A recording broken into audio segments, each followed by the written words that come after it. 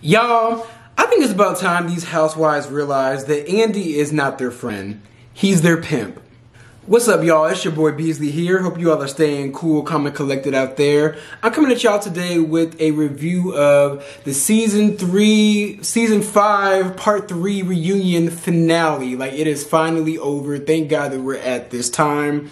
Like, overall, it was a great season. I gotta give it to them. There were some low points here and there, but for the most part, this was a great season. And I feel like this season has really put these girls on the map and solidified them.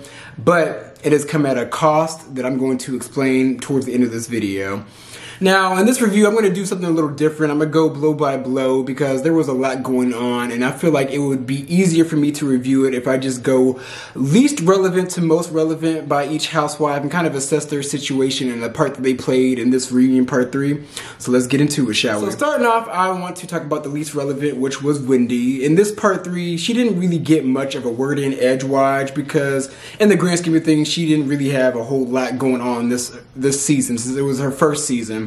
But one thing that stuck out to me about her was her and her husband, the fact that they've been on this show and kind of put her husband's parents on blast, and yet they still have yet to reach out to Eddie, and they also have yet to even try to come see their grandparents.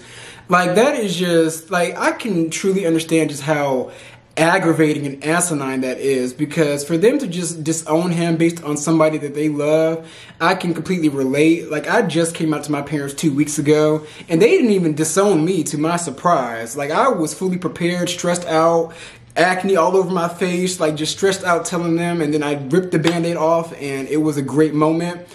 But the fact that Eddie, a straight black man, is married to a woman that he loves all because of a caste system is the reason why his parents are reaching out to them, like, that is just asinine to me. Now, I will say, it did come out, like, there were reports earlier this week, there were false reports by media fake out that Wendy did not get asked back, but she came out and cleared the record and provided proof that, I think she provided proof, but she said that she received the contract, so she will be back next season. And I will say, for her to be the first Nigerian housewife, I think it would have been a little bit of a crime to just give her one season and not give her a chance to redeem herself. And for the most part, for somebody stepping into their first season, even though she was annoying with her first degrees, I will say she was a memorable person. Like, you're going to remember her. And she fit in with the girls well enough to be warranted to be brought back. So I'm actually interested to see what she's going to bring this second go round. So moving on into Ashley. Ashley, once again, she used her magic to tiptoe out of taking any form of accountability or any situation.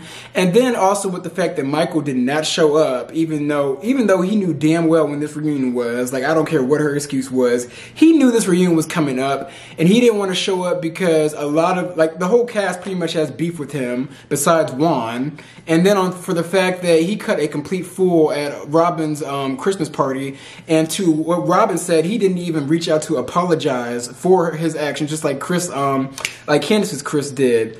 So he knew that he was going to be pressed, and he just did not show up.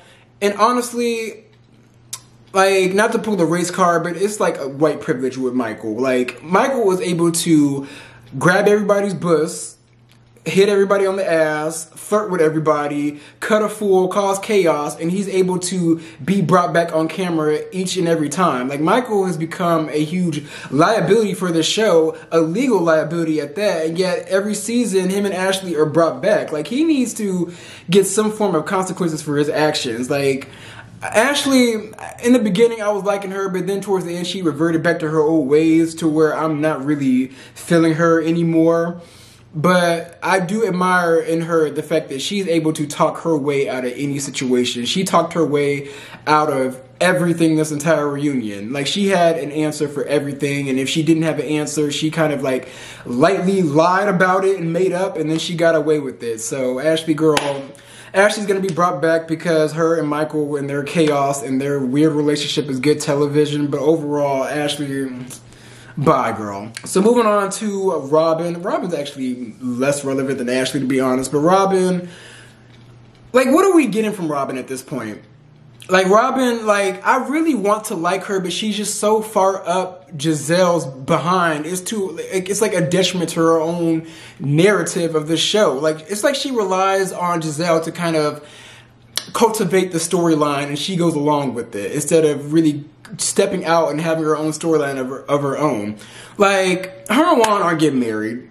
Juan don't really care that much. They did it so they could stay on the show, so she would have something to talk about. She even said, like, when Andy asked, like, are y'all getting married? She's like, I don't know. And I'm just like, okay. So that just lets me know that this was for this season so you could have another reason to come back, because we may get a wedding out of y'all next season. Like, I mean, if anything, if she's smart, they should go ahead and get married and get that free Bravo wedding, because God knows they probably can't even afford it. But again, I don't like how she still came at Karen for her taxes when she had the same tax issues. And then she says she paid off her taxes. Part of me doesn't really believe her, but if she did, kudos to you, girl, you did it. And overall, like, I want to like Robin. I really do. I feel like outside of the show and outside of the graces of Giselle, I feel like she is genuinely a good person and she doesn't really mean any harm. But it's like she has to go along with Giselle and play up this villain character that she doesn't really agree with internally in order for her to stay on the show, because she needs the money. But overall, Robin, like, you come back next season, girl, you're going to have to either marry Juan or you're going to have to figure out a storyline of your own. So next, moving on to Karen. Karen, I love the fact that her and Ray really displayed like their love, and the fact that he somewhat proposed to her again. Like they're gonna renew their vows. Probably they're gonna be walking down the aisle before Robin and Juan. I can tell you that. But I like that storyline got wrapped up in a nice little bow. And the one other thing that stood out to me was her issues with Candace.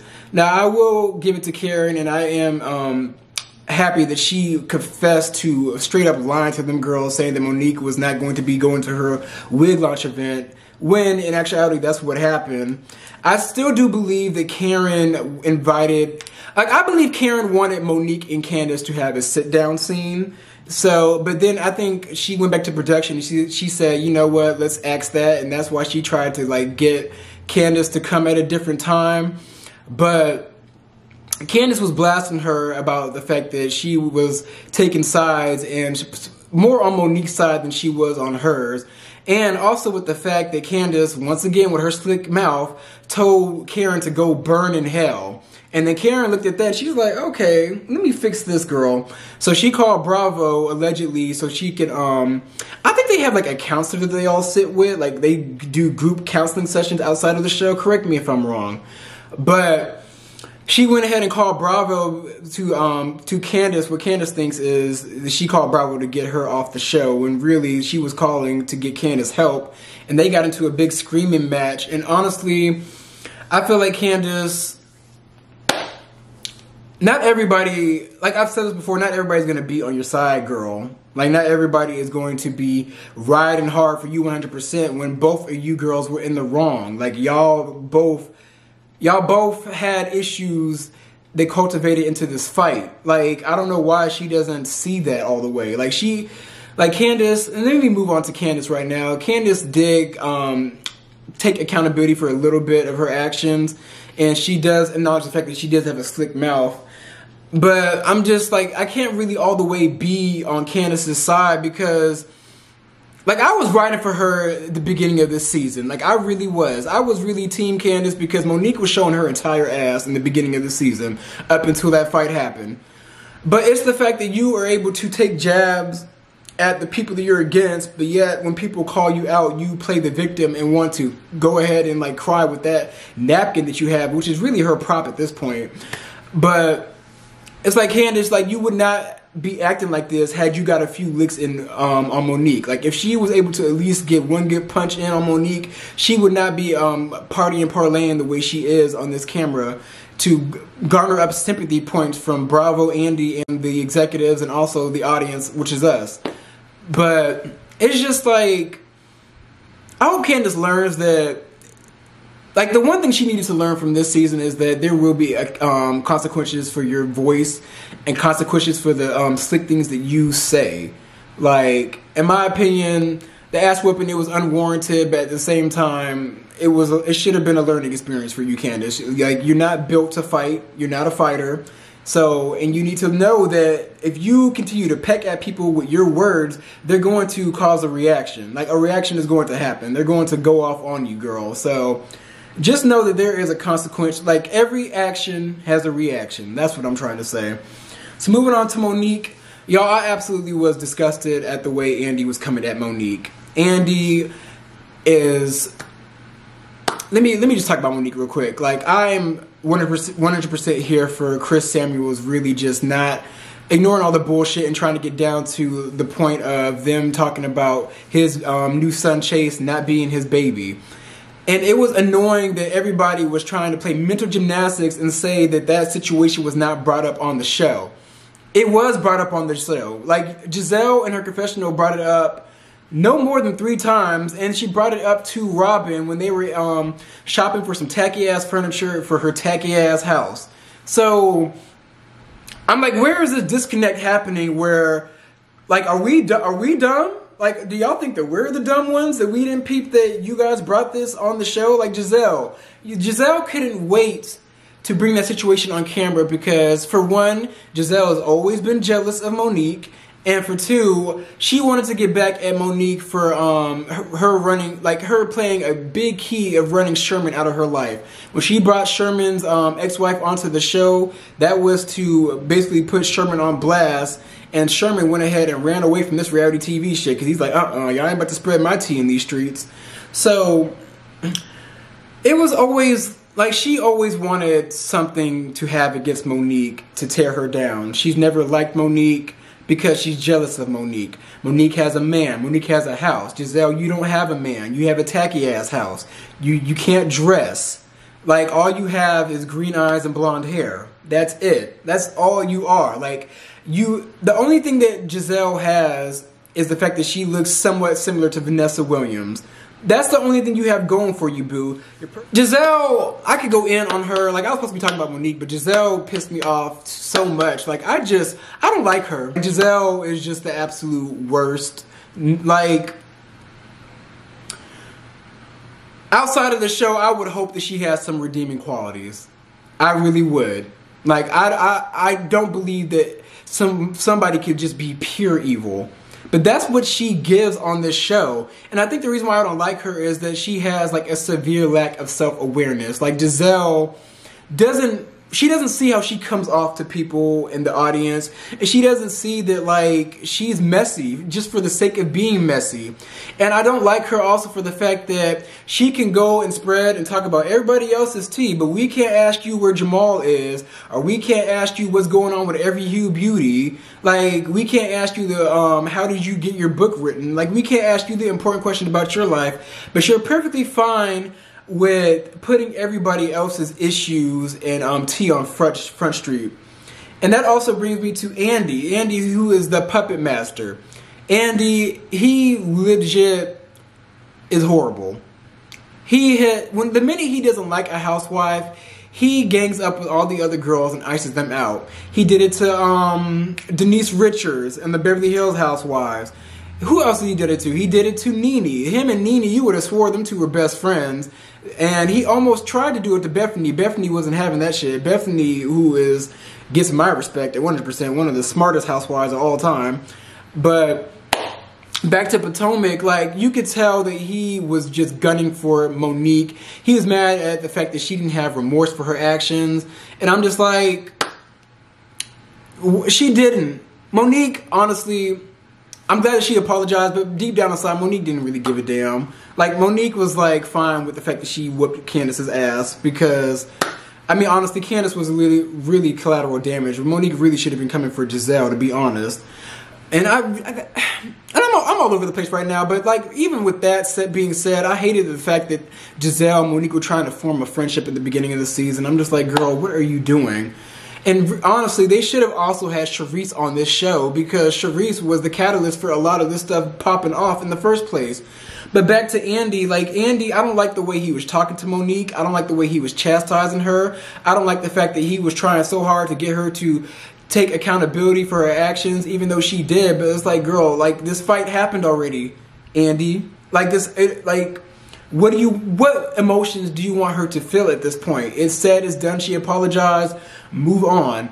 And it's come out that Monique went ahead and quit the show. Now, it has been said before by Sherelle's World, follow her on YouTube, and also by B. Scott, Love 'Em to Death, that Bravo doesn't really fire people. They just give you a deal so low to where if you have some self-respect for yourself, you're going to turn it down. So, with that being said, I feel like Monique was brought back. They asked her back because really, what storyline are they going to have to lead through next season without her? And I feel like they gave her a contract with stipulations, and Monique was looking at that like, fuck this.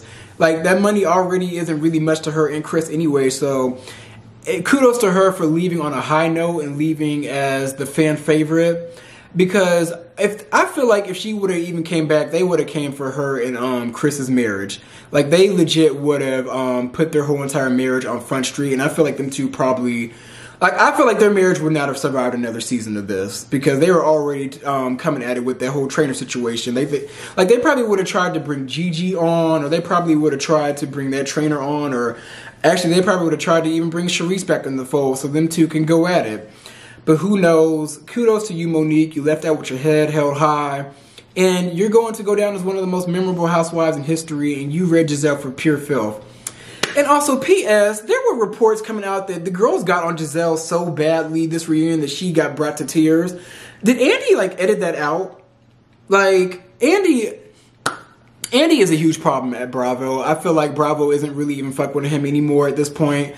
Pay attention to what Kathy Griffin said about him. She said that he is the only executive who gets his show renewed on the whole entire network.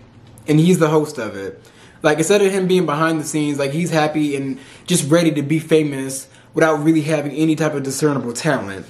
And also with the fact that production isn't feeling Andy. Production backed up every single thing that Monique said. Production was Team Monique. So there is some brewing going on down at Bravo and NBC. And I feel like, come in due time, Andy may be out. I'm hoping that's what it is because he's just biased as fuck at this point. And he doesn't even hide the fact that he's biased anymore. He'll let you know if he likes you, if he doesn't like you. So girls, Andy's your boss. He's your pimp. He's not your friend. Don't befriend that little that clown. Don't befriend him at all because he is not to be trusted. But overall, I give this the whole reunion was an A+. I got to give it to them. It's one of the best reunions in Housewives history. But I will say these housewives are now, I feel like they're getting the season 5 curse. Usually around these housewives franchises, season 5 is where things go into very dark territory.